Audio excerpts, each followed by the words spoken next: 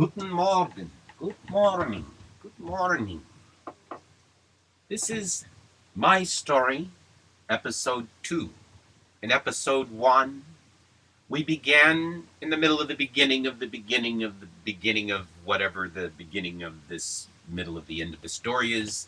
We began in July 2005. I'll take you back now. We'll go back in time to, let's call it, July-ish 2003. Up until that time, I think that's the time that I had just moved into with my bride of 10 years, a brand new house that I designed and built in Indian Wells, a few blocks away from my father.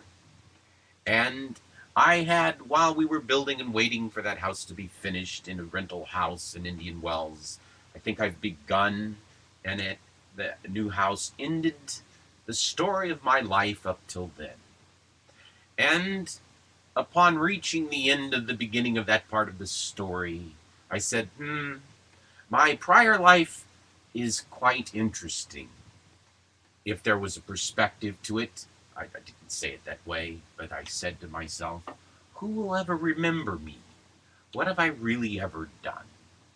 And so I decided to set about writing the future. I decided to use the format of trying to write a screenplay to imagineer a future, science fiction, that I ultimately turned into a practice that I call science fiction. Where, well, what if the weird science of science was so weird that we could create our own, out of our minds, fictional creation of reality that was, well, like science fiction, way stranger than fiction, because it's faction. Anyway, we're not talking factions here right now. We're not even talking fractions. We are talking about July 2003, when I set about writing the worst future I could imagine us on, titled September 11th, 2011. And at the beginning of the movie, a whole bunch of cities all over the world had already experienced a nuclear attack at the hands of Al Qaeda, and we're waiting for our second wave. Now, of course, no good movie would just end on the movie, it would have a sequel. So that movie where my Jack tried to stop the first wave came into a sequel that I named The Bible Code Revelations. Aptly because I began using as the fictional plot the exploration of the Bible codes of the Torah. So, well, in the story it was quite interesting at first. Jack was trying to stop the terrorists by finding their attacks written in the code where the future was pre-written thousands of years ago in the Bible codes, but he ultimately discovered some secrets that led him towards a quest to the Ark of the Covenant, where he would discover the meaning of our existence and God's creation of the planet.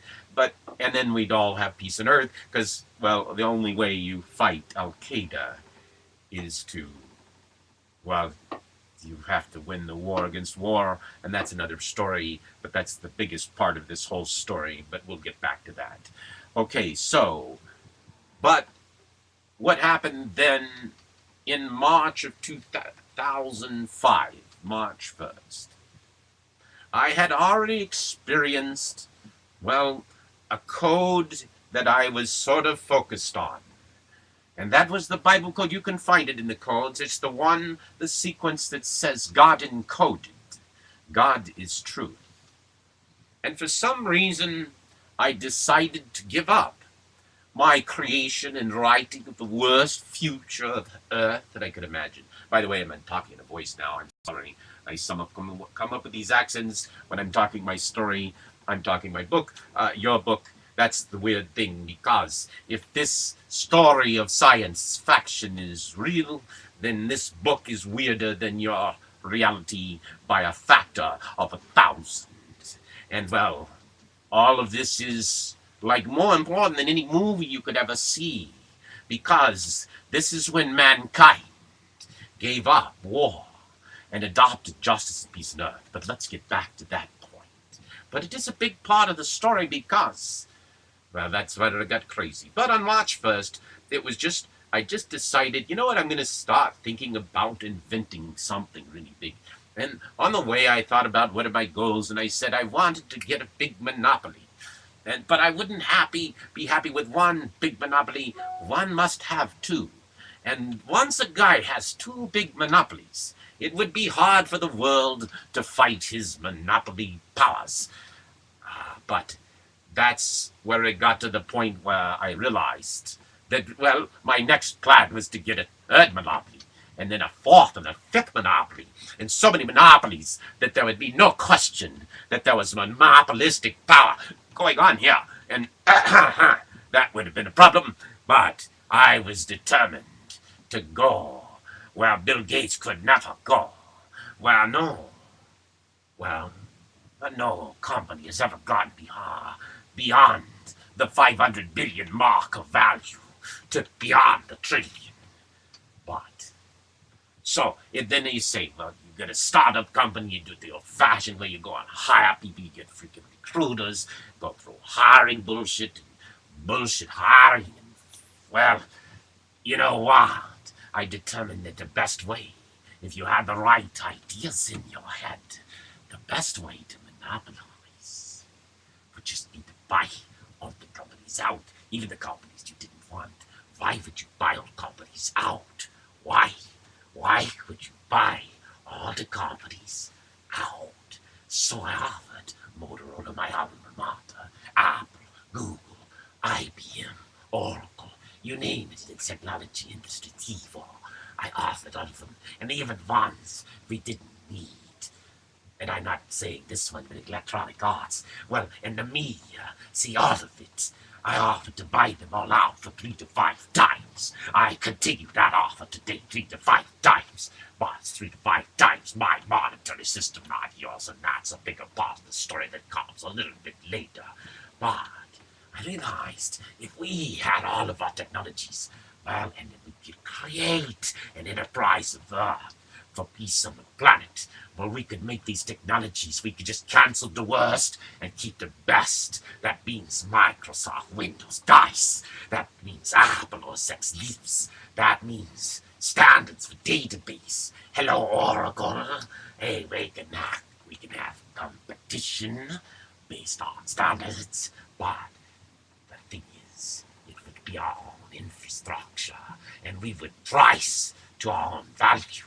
And if we gave away our own product of software for our own enterprise for free in order to make trillions and trillions in savings, we could choose to do that.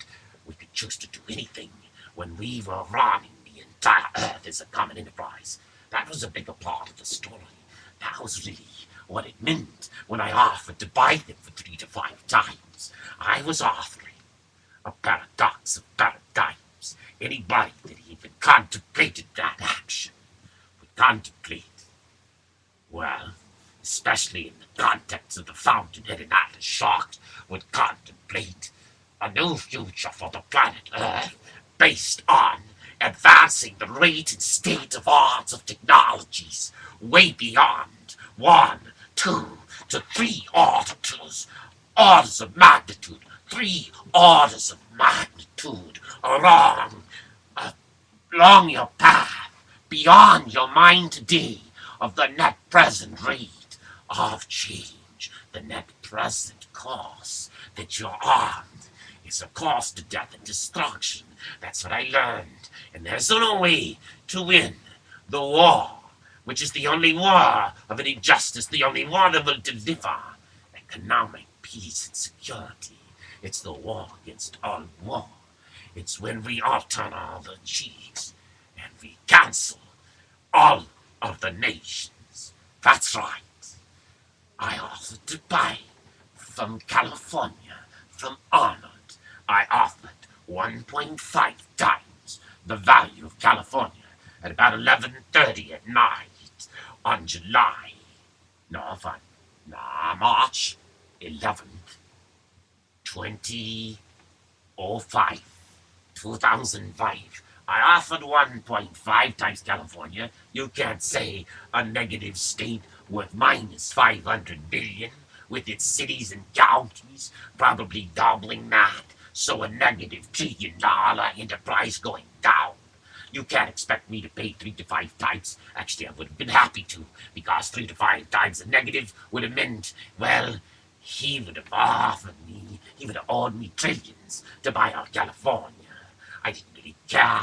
You could have the billions back.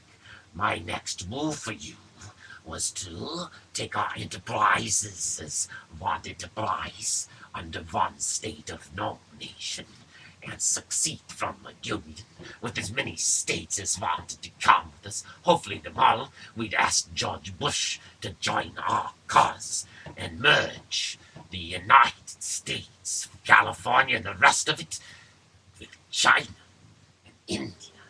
And well, just California, China, and India.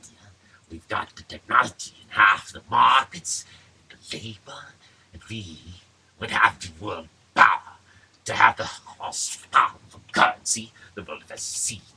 But see, we wouldn't stop it with that. We'd go to Europe and everything. Because the only way we win this thing is not to fight it out in euros or dollars or this or that. It's to fight it out in one virtual infinite money I call rainbow stars. I didn't call it that back then.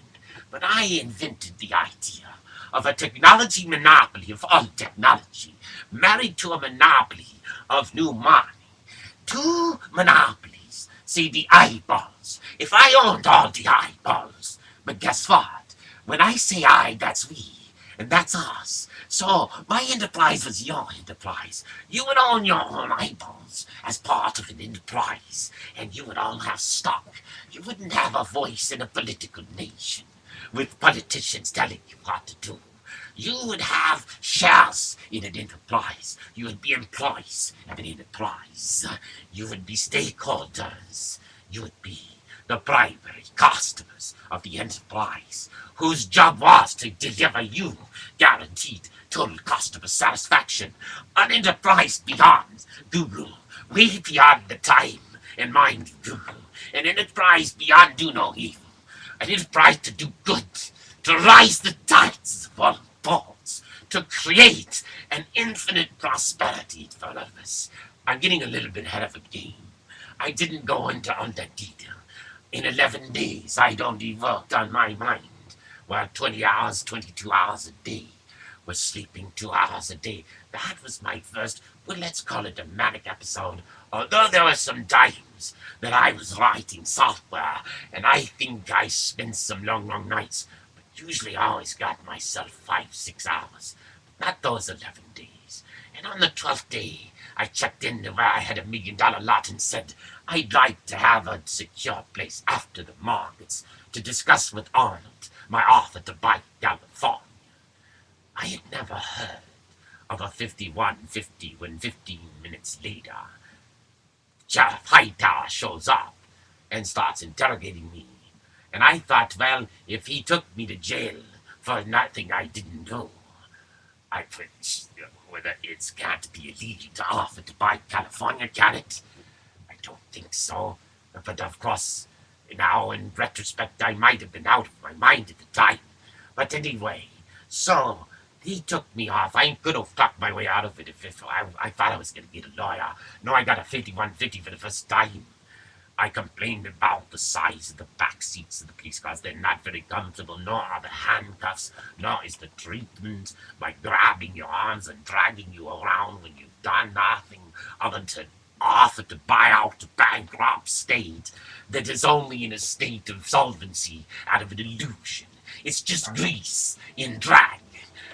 But you know that now, but you wouldn't have understood Greece in drag back then. Spain in drag. Italy, it's all a drag. Dragged down by a debt you can never pay. A debt that I had a plan to extinguish by a monetary bank backed by all the resources of Earth. All the gold, all the oil. But let's get ahead of our game. So, I got my 5150. I got a lot of sleep that time. Talked to an old guy, don't remember his name. I told him, he asked me, do I drink? And at the time I was drinking 3 big gin and tonics a night, and he said, stop drinking. Which I later on decided to stop drinking. Well, I slowed it down, because if I was buying the world for you guys, I couldn't be drinking and over drinking. And actually, I had no interest in over drinking anymore when I had a new mission and plan. And so, anyway, that's the story of the drink.